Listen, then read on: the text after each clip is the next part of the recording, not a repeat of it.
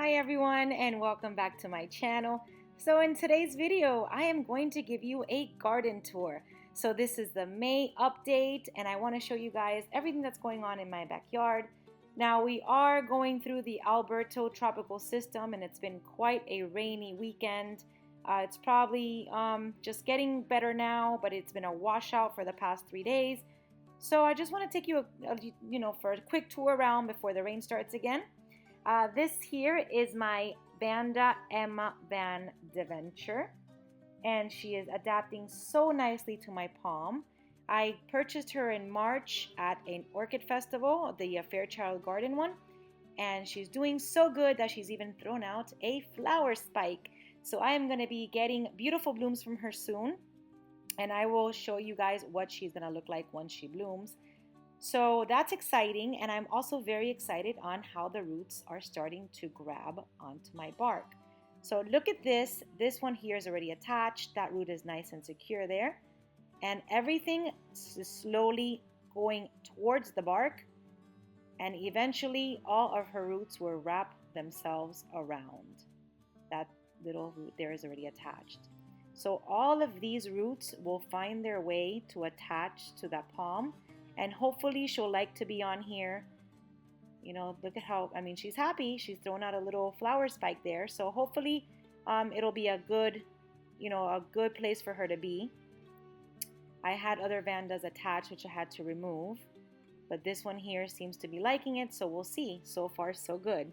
So back here, right behind here on this palm, I have some white Phalaenopsis planted. Or attached. I always say planted, but they're attached. And here I have my Oncidium Sherry Baby, which has also found, all these roots are nice and attached to the bark. And she is in bloom. So she bloomed for me 2 days ago, and look at that. Look at her wonderful blooms, and she's already starting to smell like chocolate. And let me just get a clear view so you can see her. Now, when I purchased her in March, she had a tiny little spike on her. And here they are. Beautiful, beautiful blooms. Look at that. And she's going to get many flowers because that spike is just full of buds now. And I'm so excited to see her in full bloom. So again, this is my Oncidium Sherry Baby. There you go. You see little specks on her leaves, which is normal for Sherry Babies to have. And she seems to be liking it too. So let me show you what else is going on here in my garden. I've got a white fowl there. So these are the dendrobiums that I reattached to my palms in February. Let me show you right here. That's the one I reattached in February. And it's already starting to attach again on the tree. Look at that. Alright, so now's a good time for me to tell you guys that I do like to attach my dendrobiums, my cattleyas, my phalaenopsis, and my oncidiums right side up on my palms.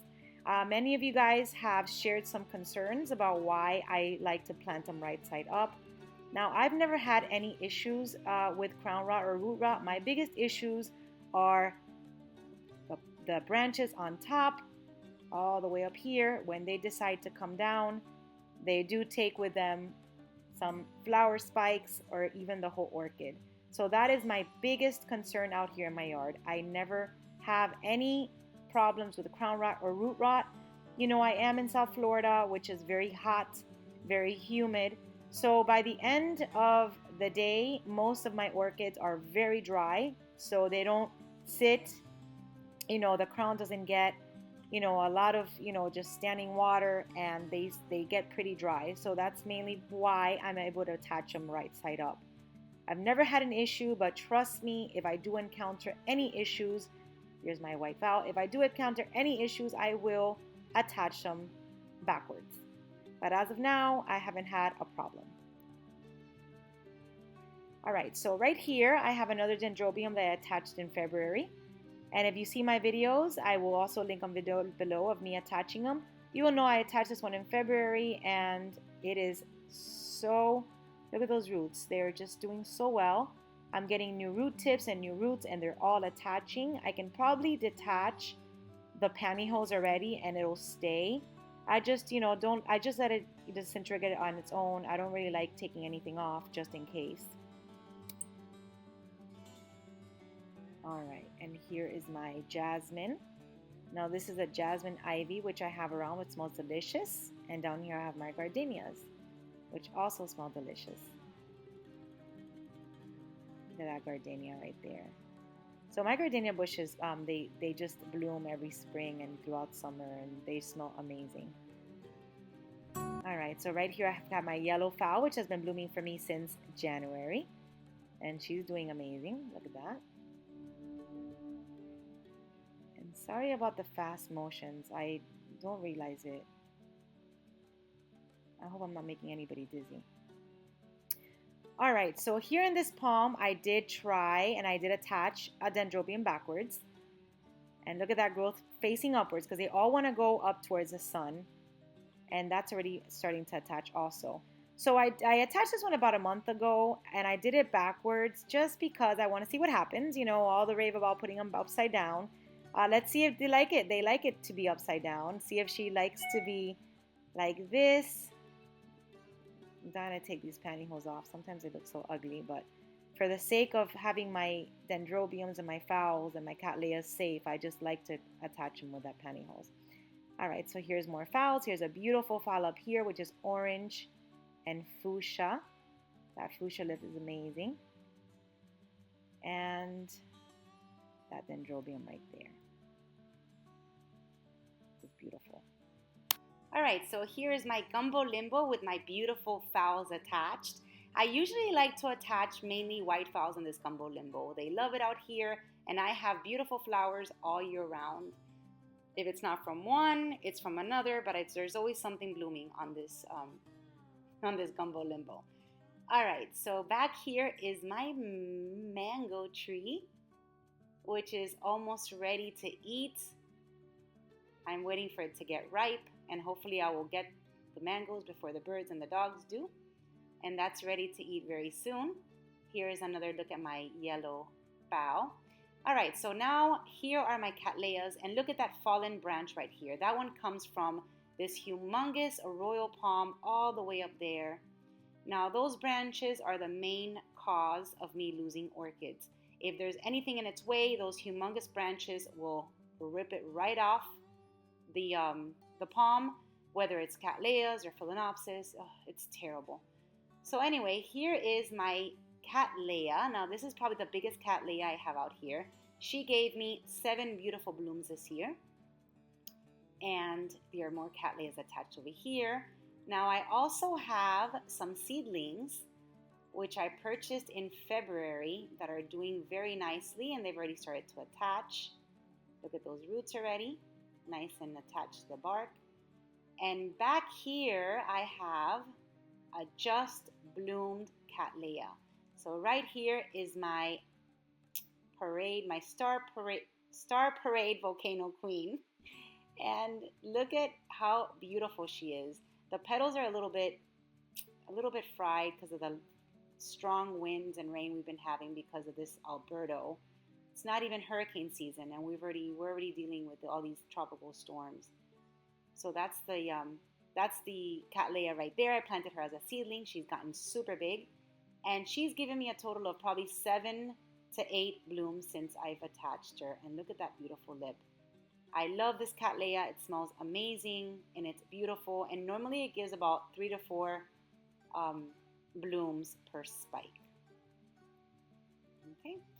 So yeah, so it's already, and look at that, look at that Cattleya right there. That was as a seedling, and she's already attaching. So it's not even hurricane season yet, and Alberto has already hit us. We've been, like I said, in just so much wind and rain lately. But I've already gone around and kind of assessed all of my orchids, and everything's already starting to dry up. Here's a dendrobium, which is also pretty dry. And she's gotten really, really big. And these will probably bloom for me before the end of the year. All right, guys, so this is my May update. For everybody that likes my grass, there's a look at my grass. And really quick, I have a Cattleya, which is pregnant, which is right over here. and there is a bud forming in there. Let me see if I can get a shadow. No, not quite, but it's in there. And I have no ID for her right now. I lost the tag, but once she blooms, I'll be able to know exactly which one it is. So I'll be able to tag her, and I will share that with you guys once she's ready. You know, if you don't follow me on Instagram, this is my username right here, and I usually will put pictures as soon as I get new blooms. So if you don't follow me there and you have an Instagram, you can follow my page. And that's it, guys. This is my May update. I hope you enjoyed it. I enjoyed making it. And let me just show you really quick some other Cattleyas. Well, this is the same one that I just showed you. But I have also some Phalaenopsis right here that have beautiful, beautiful colors. So this is a white and purple phal. And then I've got, there you go, white and purple. She's so pretty. And then another purple right behind her. So yeah, so if you don't follow me on Instagram, and if you'd like to, there's my username. And if you like this video, give it a thumbs up. And if you haven't subscribed and you'd like to, you can do so also there on the right. So thank you for watching, guys. I'm also thinking of getting a greenhouse, so I will take any suggestions that you guys have. I'm going to put it right back here behind my pool.